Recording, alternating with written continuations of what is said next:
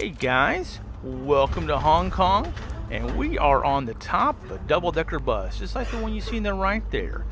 We are going to be taking a little journey to Taipo, that's it. We're heading out to Taipo, which is in the New Territories in Hong Kong, and this is going to be in real time, no cuts, no edits, and we're just kind of enjoy the trip.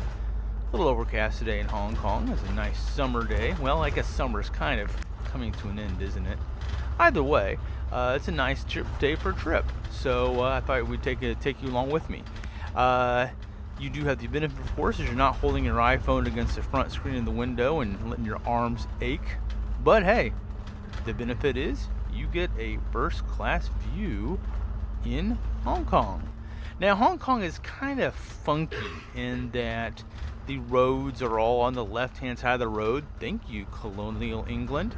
But you know what? It's cool, and it makes for an interesting rite of passage and a nice view along the way. Fun fact, do you know why they drive on the left in Hong Kong and in England?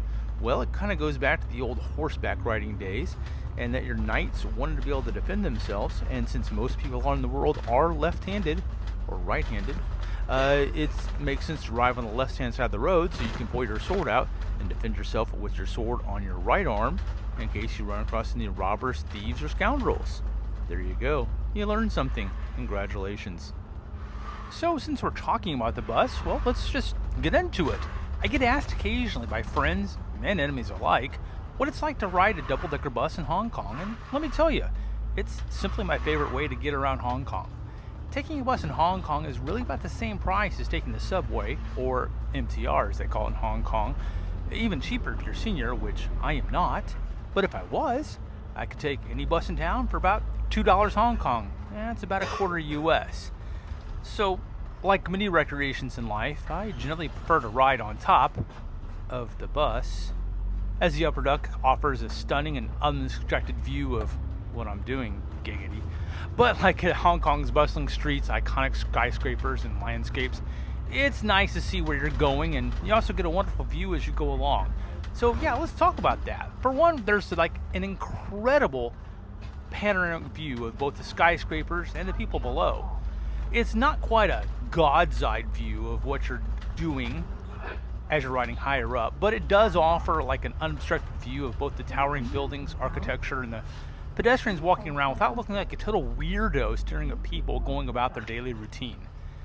It's actually quite amazing when you take in everything from the upper deck.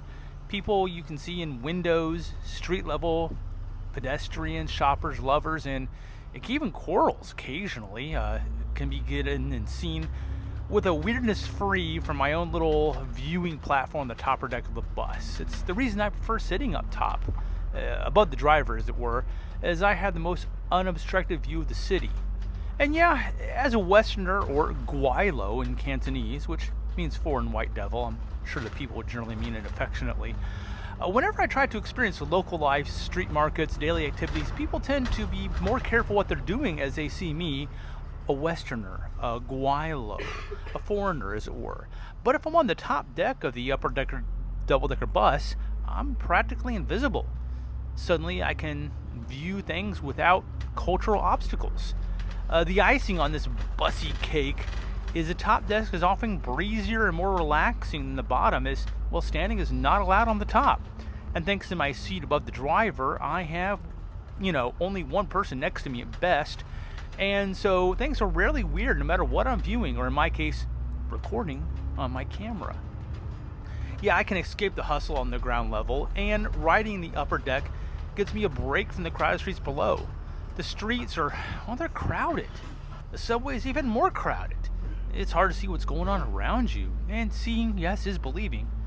Not only that, but you get a more inclusive view of the city around you. You feel connected in a visceral way you just can't get experiencing it from a taxi, on foot, or virtually any other medium in Hong Kong. This is true whether you're a first-time visitor or a long-time resident of Hong Kong. There's always something happening around the city. In fact, no matter how many times I take a double-decker bus to the streets of Hong Kong, I'm always seeing something new that I haven't noticed before.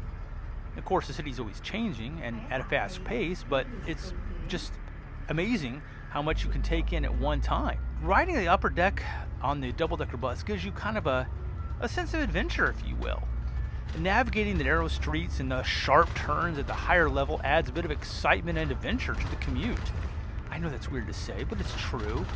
It doesn't seem it, but the double-decker buses in Hong Kong do have a low center of gravity, so they're not going to top over.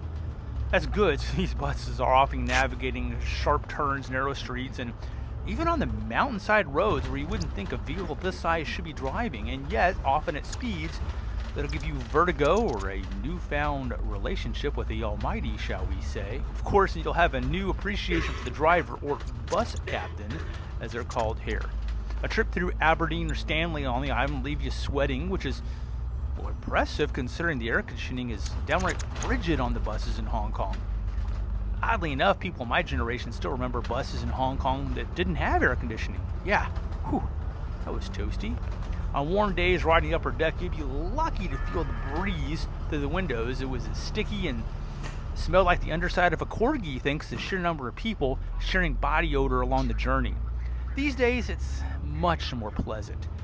Most people on the bus are quiet, reserved, and are just doing light work on the buses they travel. And yeah, most buses in Hong Kong do offer free Wi-Fi. Yay!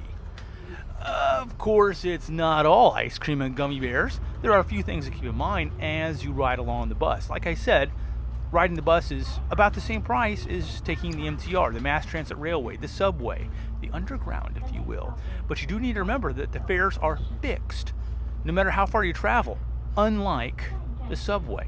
So you want to check the fare beforehand. You don't want to get on a bus that's going to cost you $40 Hong Kong just for a couple of stops. Check the fares beforehand. And if you're paying in cash, what, really? People still use cash? Yeah. You want to have exact change in coins or slightly above, as they won't give you a discount at all.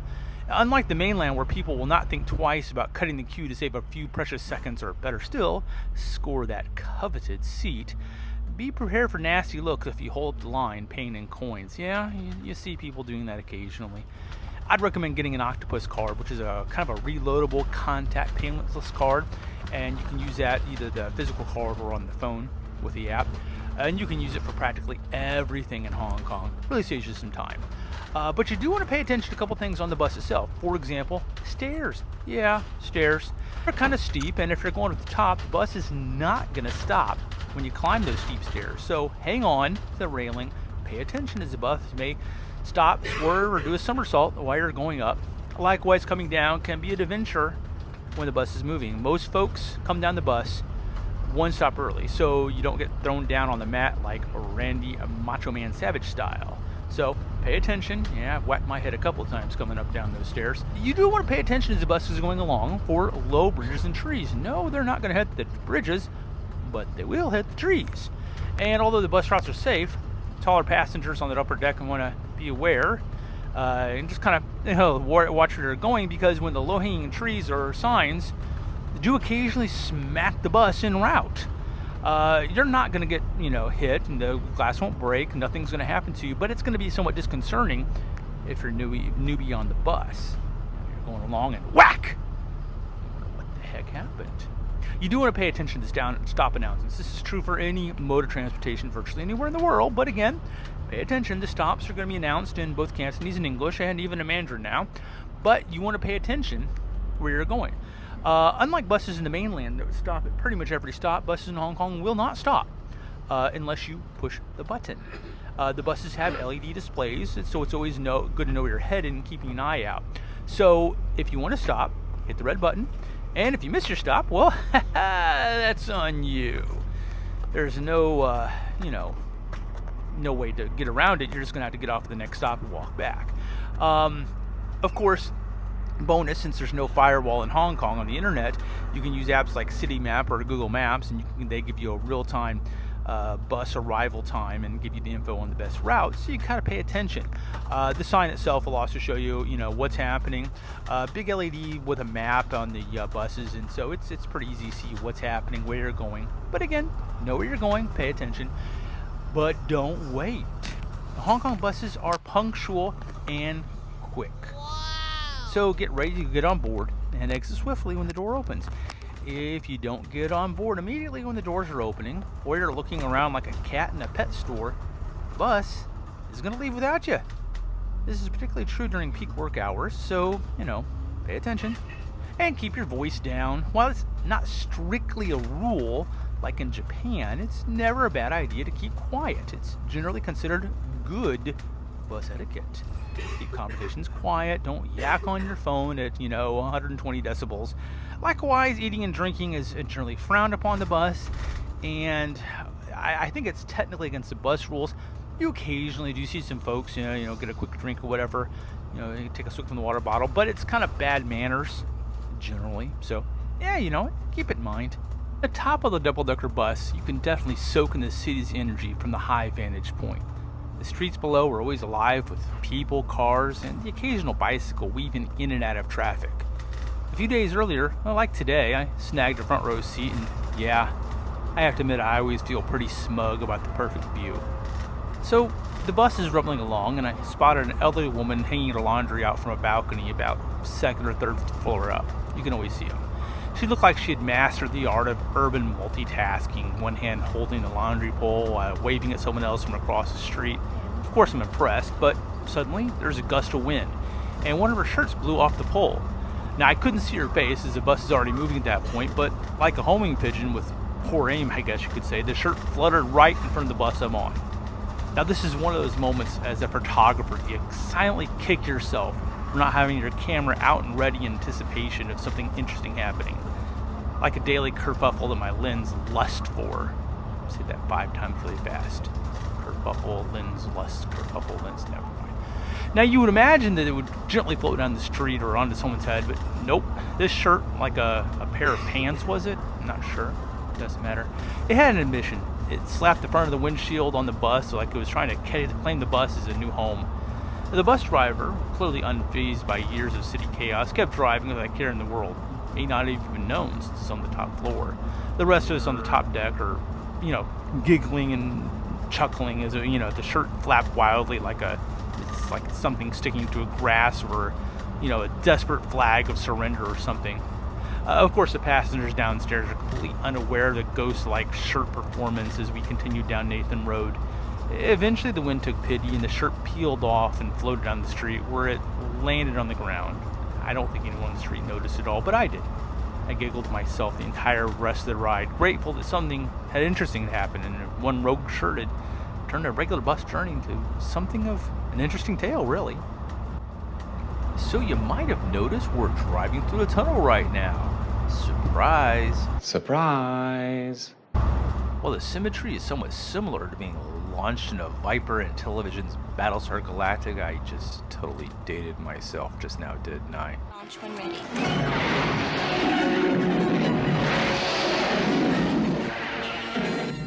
Actually, this is not a response to a silent attack, but rather we're just driving through Tate's Cairn Tunnel.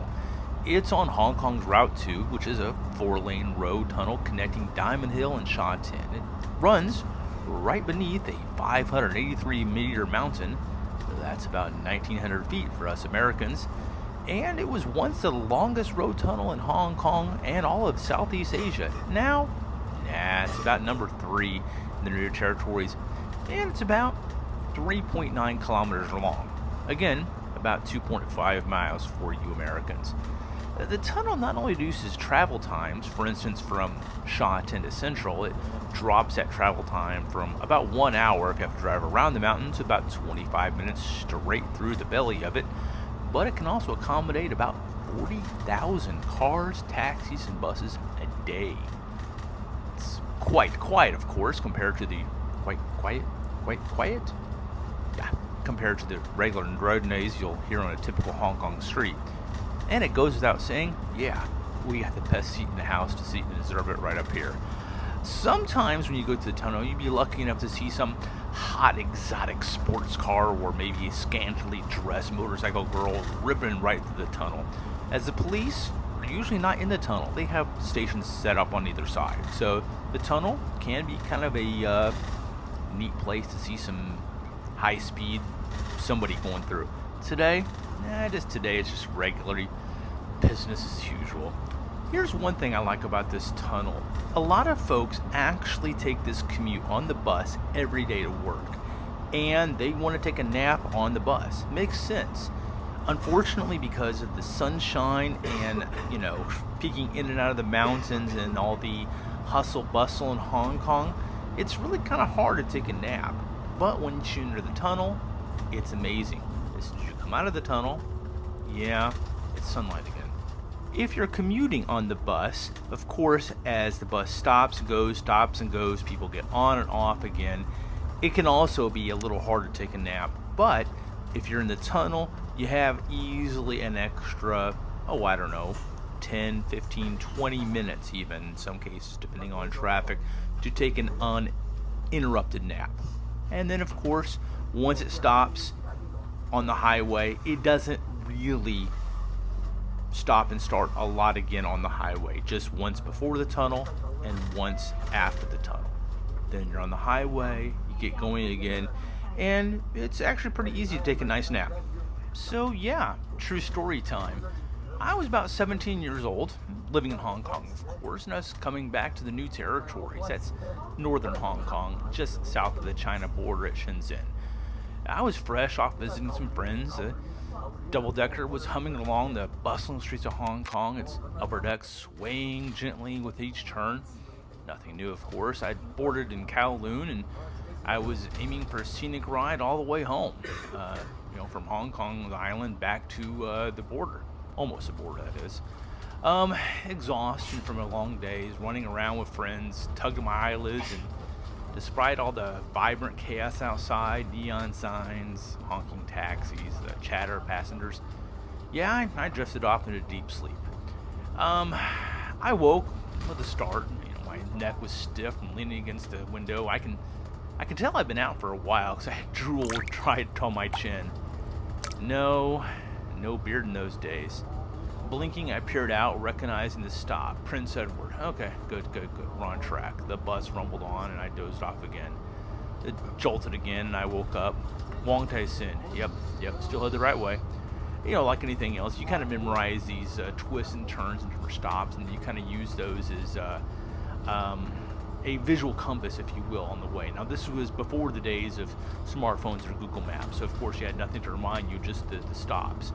So each time, the bus jolted, I surfaced, I checked the route map, and I was reassured by the familiar names, the landmarks, and I just kind of, dozed off again, slipping into dreams of, dragon dances, dim sum, and pretty girls, of course.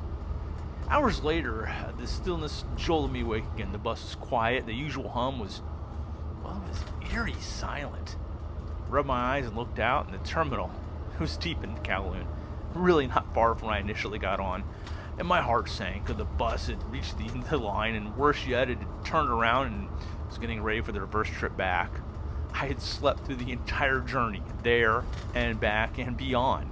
I missed my stop completely. So I panicked. I grabbed my bag and stumbled downstairs, and I looked at the driver and I was like, "Excuse me," I kind of stammered. I think I missed my stop. Can I get off in Shengshui? I don't know why I was asking because I knew where I was. The driver, he was a nice older guy with a weathered face. He chuckled. "It's too late now. You're in the return trip. Next step's back to Shenzhen.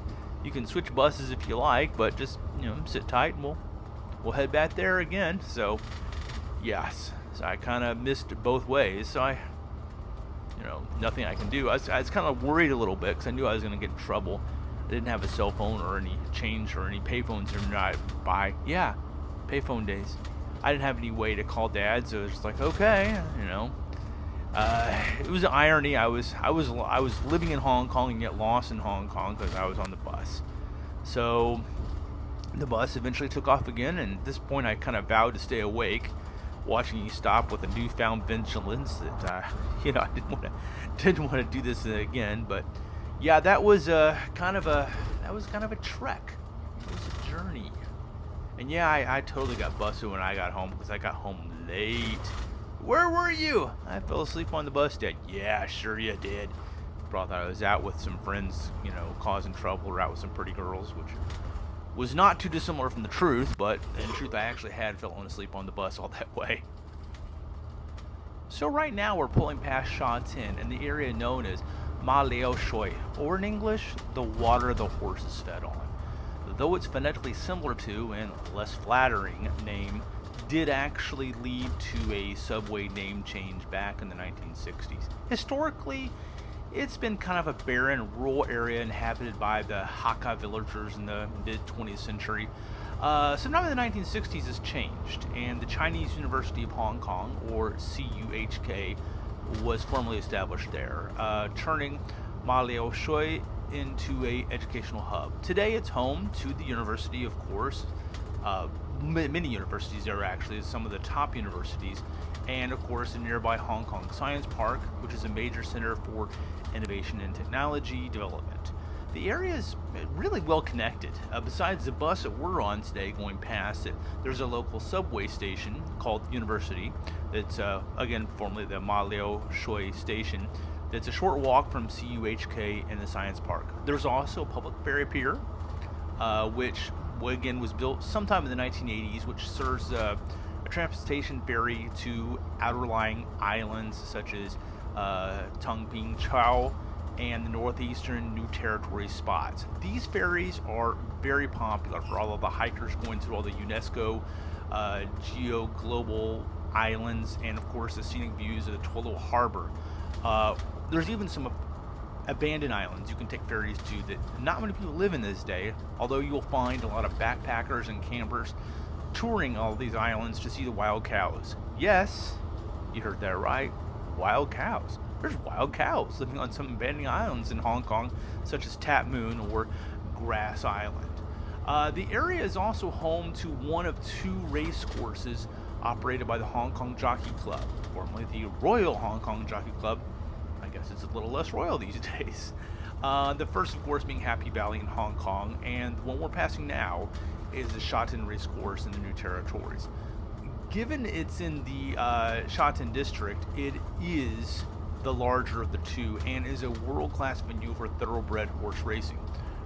It opened back in the 70s on reclaimed land, and it features a turf track that's about 1,800 meters or so in circumference, and is an all-weather dirt track that has a capacity of 85,000 spectators and up to about 1,260 horses. Well, that's a lot of horsepower, haha! I'll show myself out now. Races are typically held on weekends and holidays, starting around noon, with the opening venue about 2 hours earlier. They actually support two major international horse races every year. The first is in December when it cools down a little bit, the latter being around Chinese New Year, which is going to be usually late January, early February or so, Chinese New Year. And of course, this is the bigger of the two. Betting is huge. They regularly collect over $100 million US on opening day each season. So yeah, this happens to be Hong Kong's biggest taxpayer, collecting billions annually. Admission? It's only about $10. We're talking about $1.75 US to see the races. Or if you want to try your luck and bet on them, of course. I heard this story a few years ago about Mel Brooks, you know, the guy behind the Spaceballs movie. He apparently bought a horse here in the 1980s and named it All Pink. He then instructed the rider to ride on the outer edge of the track, so the announcer had to announce it as, "It's all pink on the outside." It's funny, but probably not worth the price of the horse. Of course, this is not the only time that I've had, let's say, kerfuffles on the bus. Another time, I'm riding the same bus, again, going back to the border, Shengshui, North Hong Kong, right next to the China border of Shenzhen. It's a warm afternoon, and, well, you know, I'm a kid riding the double-decker bus. You know, I have my backpack on my shoulder. This time, I'm actually paying attention to my stop, just in case. And again, the journey's long, the bus is swaying, bustling streets, and I get lost in the chatter of passengers, the hum of the engine. You know, like anything else, I'm just, you know, looking out the window. And I don't have a cell phone, of course. It's before the days of cell phones. But, you know, you just kind of occupy yourself by looking out the window, you know, playing around with the Rubik's Cube, whatever. Little, I don't know, the trouble is brewing. Of course. I stepped off the bus near my house. It's evening at that point. Now this is the bus terminal, and so when you step off the bus, the driver steps off as well. They shut all the lights off, lock the door. The bus is done for the evening. Not a problem. A cool evening air hits me, and I reach in my pocket for my house keys. Nothing. Now, when I say I reach in my pocket for my house keys, this is after I was most of the way home. There was about a 20-minute walk from the bus terminal all the way to my house. And I didn't actually realize that I didn't have my keys in my pocket until I'm almost there. Panic creeps in. I don't have a phone. I have no way to, let anyone know. I pat my short, check my bag, nothing. I check my jacket, nothing. And since I'm almost all the way home, the thought of being locked out is, well, not a good thing. It kind of gnaws at you. So the sinking feeling of, okay, fine. I turn around and I head back towards the Shengshui bus terminal. My legs are heavy. I'm anticipating another good chewing out if I lost my keys. I get to the terminal and I get to an attendant. I approach her, a nice lady with a clipboard. Excuse me, I said, and, my voice is a little shaky. I think I lost my keys in the bus. She frowns, gives me the look like, ugh, foreigner. Okay, fine, whatever. And she checks a lost and found box. She checks around there. No keys. She replies. I ask, can you ask someone? No keys. She asks someone else. No keys. Limited English, not a problem. I pointed to the double-decker bus. It is still parked. Its lights are off. And I said, could my keys be on the bus? She kind of gives me the, She nods and she radios for someone to unlock it. Her expression is patient, but busy and somewhat frustrated. We get on the bus together. The bus is eerily silent at this point. I scoured the seat where I sat, look under the seat, look up on the counter, look at the seats behind me, pat the floor, look at the ceiling. I'm not sure why I look at the ceiling, but you do. You look for everything else, and nothing. The attendant joins in. She peers on the cracks, corners, and she even looks in the driver's seat. Why would my keys be there? Who knows? After a fruitless search, she sighs and she says, leave me a phone number and I'll call you if they ever turn up. Oh, great. Of course, I don't have a cell phone. Nobody does at that point. I'm dating myself, but whatever. So I'm like, okay, cool. Flustered. I dig in my backpack for a pen and paper. My hands are trembling. So I unzip my bag and yeah, there, nestled among my books and my snacks are my keys, right where I left them. My face burned with embarrassment. I'm like, oh, they're here. I mumble, hold them up. The attendant, she kind of gives me a look like, idiot. But she didn't say that. She's like, oh, good you found them. And she just walks off the bus. Leaves me standing on an empty bus. I'm like, sheepishly, I thanked her and I hurried off. And I walk another 20 minutes home. So, yeah. Clever, wasn't it? Well, that's it. As you can see, we have arrived in our destination. We are in good old Tai Po in the New Territories in Hong Kong. We're about, 10-15 miles away from the China border. And we're going to stop here. We're going to get off the bus. And I am going to go eat a burrito. Appreciate you guys joining me. Like anything else, stay frosty. We'll catch you next time. And just like that, we've reached the end of the video, which means you now have the opportunity to smash, wham, slam, and wallop that subscribe button, thus never again missing another SnarkyGuy video. And not too hard now, a keyboard is a terrible thing to waste. Click the bell icon to get notified, of course. In the meantime, here's a few more SnarkyGuy videos because I know you're gonna dig this.